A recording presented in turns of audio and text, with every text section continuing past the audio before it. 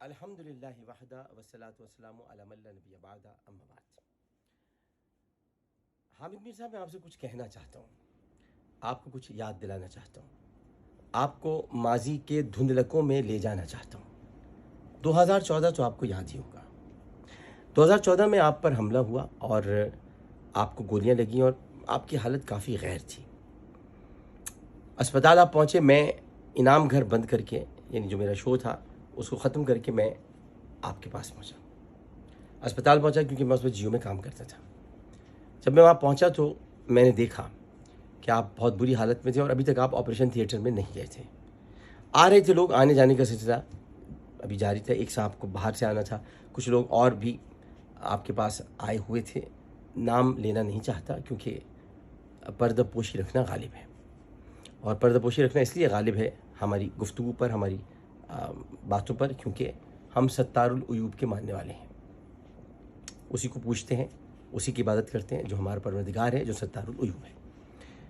میں نے آپ کے ساتھ ساتھ اسٹریچر کے اپنے قدم بڑھائے اور مجھے پتہ چلا کہ آپ کا آپریشن ہونا ہے۔ ڈاکٹر پال کہہ رہے تھے کہ آپ کا آپریشن ہوگا، لیکن اس کے لیے دستخط ضروری تھے کیونکہ آپ کی جان جا سکتی تھی۔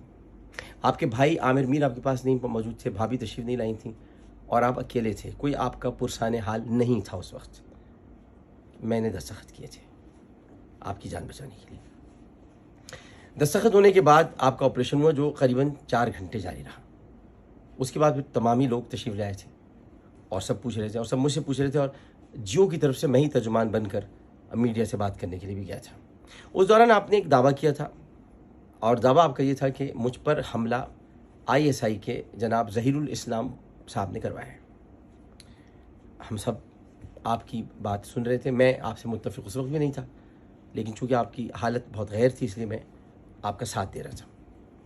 میں نے 17 مرتبہ جیو کی اسکرین پر آ کر آپ کے ان جملوں کی معافی مانگی، اور پھر جب بعد میں کمیشن بنا اور کمیشن کے سامنے آپ پیش ہوئے اور بیان ریکارڈ کرایا آپ نے، اس میں آپ نے انکار کر دیا کہ میں نے یہ بات جو کہی تھی وہ غلط تھی، ایسی بات نہیں تھی۔ آج تک وہ کمیشن کی رپورٹ منظر عام پہ نہیں آ سکی ہے۔ میرا پہلا سوال آپ سے نہیں ہے بلکہ ISI سے، کہ وہ رپورٹ کیوں منظر عام پہ نہیں آتی جس میں انہوں نے یہ کہا ہے، باقاعدہ کہا ہے کہ ظہیر الاسلام کا اس واقعے سے کوئی تعلق نہیں تھا۔ آپ کو ڈھیل دی گئی، یہ آپ کو ڈھیل دی گئی ہے، آپ کو کچھ نہیں کہا گیا۔ آپ پھر لندن چلے گئے بیٹی کے پاس، آپ کی طبیعت ابھی ایسی نہیں تھی کہ آپ پروگرام کر سکتے، اور آپریشن کے بعد آپ نے سب سے پہلے مجھے ہی بلایا تھا، مجھ سے ہی باتیں کی تھی، اور مجھ سے جو باتیں کی تھی وہ صرف امانت ہیں، میں کبھی وہ باتیں نہیں دہراؤں گا۔ میں امانت دار آدمی ہوں، بہت ساری باتیں میں نے اگر بول چینل پر بھی کچھ باتیں کی ہیں تو وہ اتنی ہی کی ہیں جتنی کرنی چاہیے تھیں، باقی اس کی پھر میں نے ظاہر ہے کہ کچھ جملے جذبات میں ایسے تھے جو قابل گرفت تھے، تو میں نے عدالت میں معافی مانگی اور میں اپنی معافی پر قائم ہوں۔ لیکن میں آپ سے یہ کہنا چاہتا ہوں کہ جو آپ کے نظریات اور خیالات ہیں، اگر آپ اس سڑکوں پر کہنے کے بجائے اپنے دل میں یا اپنے دوستوں میں محدود رکھیں تو کیا مناسب نہیں؟ کیونکہ یہ آپ کے خیالات ہیں، یہ قوم کے نہیں ہیں۔ میں آپ کے خیالات سے متفق نہیں ہوں، لیکن آپ کی عزت کرتا ہوں۔ بس ایک چھوٹا سا کام مجھ سے نہیں ہو سکا، لیکن بات یہ کہ میں عزت کرتا ہوں میں۔ اب یہ تو نہیں ہوگا نا کہ آپ سڑکوں پہ کھڑے ہو کر کچھ بھی کہتے پھریں۔ جناب آصف غفور صاحب نے آپ کو عزت دی، آپ کو بلایا، آپ کو پریس بریفنگ میں بلایا، تعلقات سب بحال کرنا چاہتے ہیں، غلط فہمیاں دور کرنا چاہتے ہیں، لیکن اس کا یہ مطلب تو نہیں ہے کہ آپ کھڑے ہو کر آپ نے کیا کیا کہا ہے، اور آپ کہہ رہے ہیں وہ نامعلوم افراد نہیں ہیں، ہم ان کو جانتے ہیں، تو بتاؤ نام ان کا، بتاؤ نا، اگر آپ جانتے ہیں تو بتائیں، ہم سننا چاہتے ہیں۔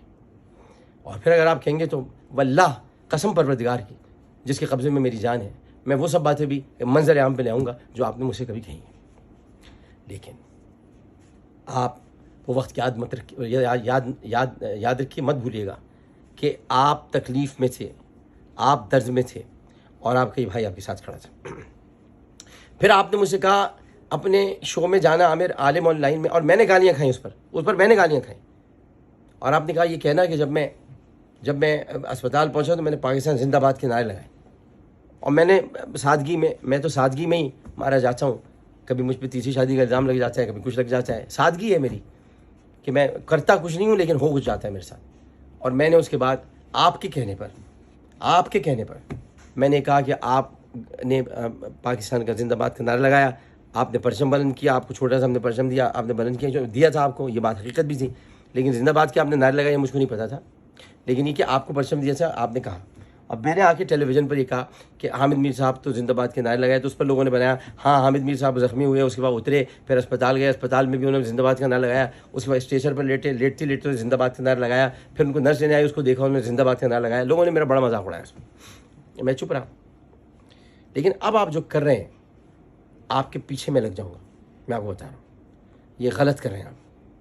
تحقیقات کے بنا کسی بھی ادارے پر الزام لگانا بہت تکلیف دہ ہے، بہت برا ہے. حالانکہ اب میں آپ کو اگر کچھ یاد دلانا چاہوں، نواز شریف آپ کو دیکھنے آئے تھے. اندر کا منظر بتاؤں، میں تھا، خواجہ آصف تھے، عامر میر تھے، نواز شریف صاحب تھے، آپ بھابھی تھیں. عامر میر اس وقت کیا کہہ رہے تھے سن سکیں گے؟ خواجہ آصف کیا کہہ رہے تھے سن سکیں گے؟ کیا سب بتا دوں؟ کیا امانتیں ظاہر کر دوں؟ کیا امانتوں کا خائن بن جاؤں؟ کیا بتا دوں کہ آپ کے نظریات کیا تھے، کیا چاہتے ہیں؟ یا پھر میں وہ بتاؤں آپ کو کہ جب میں اسپتال میں آپ کو دیکھنے آیا تھا ایک دن اور اکیلے میں آپ نے 1 گھنٹہ مجھ سے کچھ باتیں کی تھی، میں وہ بتاؤں؟ یا گاڑی میں آپ کے ساتھ کہیں جا رہا تھا تو آپ نے مجھ سے کچھ باتیں کی تھی، میں بتاؤں؟ میں خائن نہیں ہوں، میں باتوں کو دل میں رکھتا ہوں، راز ہم نے کبھی ظاہر نہیں کرتا.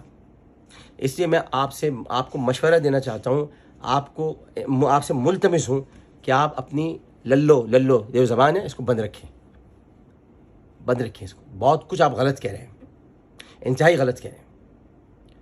میں خود کچھ جاہلانہ پریشانیوں میں مبتلا ہوں، اور جاہلانہ پریشانی اس لیے کہ انتہائی گھٹیا اور جاہل اور بزداد قسم کی لڑکی جھوٹے الزامات لگا رہی ہے، اس لیے میں فوری طور پر آپ کو جوابات نہیں دے سکا. وہ میں اس کے لیے کورٹ جا رہا ہوں، وہ ایک الگ بات ہے.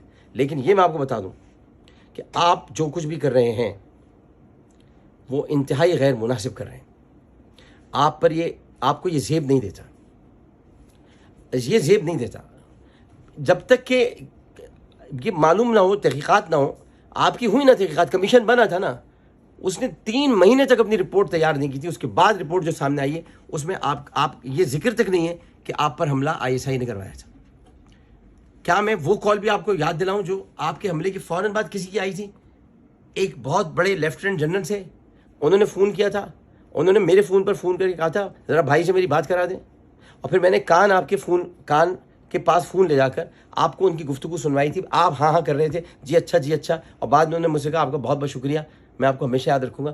وہ مجھے ہمیشہ یاد رکھتے ہیں، لیکن انہوں نے آپ سے بات کی تھی.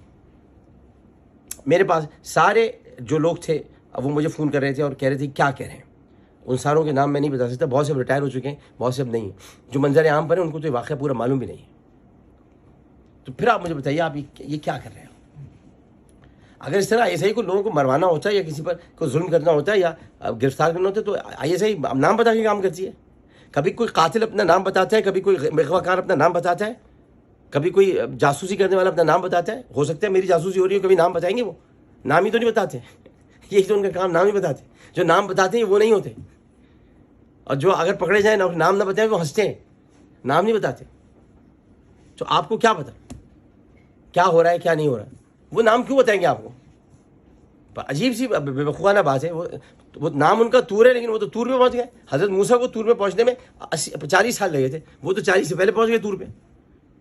اور وہ کہہ رہے ہیں کہ جناب وہ آئے ماسک پہنے ہوئے. میں نے دنیا میں ایسا آدمی نہیں دیکھا جو مکمل ماسک پہنے ہوئے آدمی کو اندر آنے کی دعوت دیتا ہوں. وہ چوٹیاں گوندنے والا آدمی تو ہو سکتا ہے، لیکن وہ گھر کا دروازہ اس کو نہیں کھولنا چاہیے. ہاں وہ چوٹیاں ضرور گوندے. چوٹیاں کیا ہے؟ میں اب اس کو کچھ اور مطلب مت لیجیے. چوٹیاں جو باندھی جاتی ہیں، گوندی جاتی ہیں. تو اب اس میں آپ مجھے بتائیں کہ ایسے آدمی کی بات پر کیسے یقین کیا جائے؟ تو آپ بھی ذرا خیال کیجئے، غور کیجئے، اور میری ان باتوں کو دل سے سنیے گا. میں آج بھی آپ کی عزت کرتا ہوں، آپ سے محبت کرتا ہوں. کہیں ایسا نہ ہو کہ محبت جو ہے وہ ساجن والی محبت میں بدل جائے، اور اس کے بعد پھر آپ کو بھی چننا پڑے میں ادھر جاؤں کہ ادھر جاؤں. اب میں کیا کروں؟ آپ آخر میں لوگ آپ ایسی محبت میں مبتلا ہو جائے کہ آپ کہیں میں کس سے محبت کرتا ہوں یہ مجھ کو پتہ نہ چلے. تو ایسا نہ کیجیے گا. بہت بہت شکریہ.